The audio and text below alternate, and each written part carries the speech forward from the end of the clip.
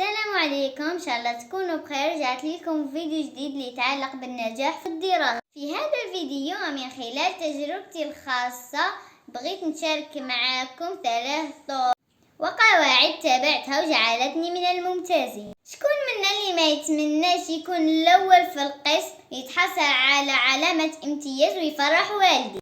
اول قاعدة: العزيمة والإرادة، الإصرار على تحقيق المبتغى وبذل أقصى الجهود بدون أي كلل أو ملل أيا كانت الأحوال وتحت أي ظرف.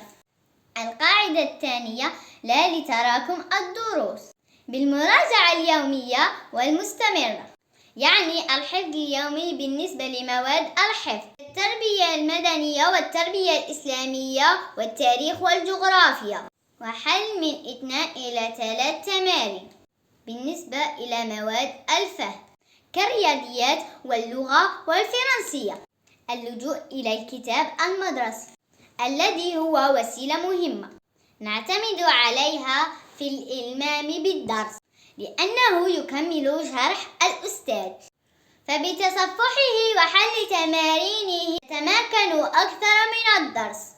القاعدة الثالثة: المطالعة المستمرة بجميع أنواعها ولغاتها لتعزيز مفرداتنا وتوسيع معارفنا، فبالمطالعة نتميز أكثر ونرتقي إلى مستوى أعلى.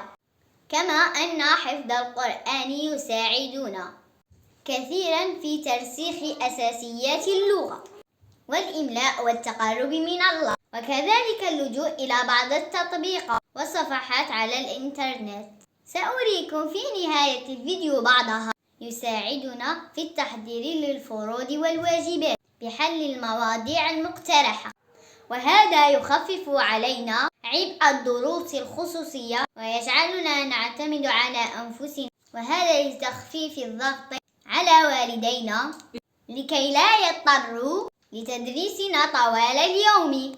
نتمنى نكون أفدتكم بهذه الطرق والقواعد وتكونوا من الناجحين إن شاء الله. وفي الأخير، إذا عجبكم محتوى الفيديو دعموني بلايك والبارتاج لمزيد من الفيديوهات في دراستنا وحياتنا اليومية. إلى اللقاء.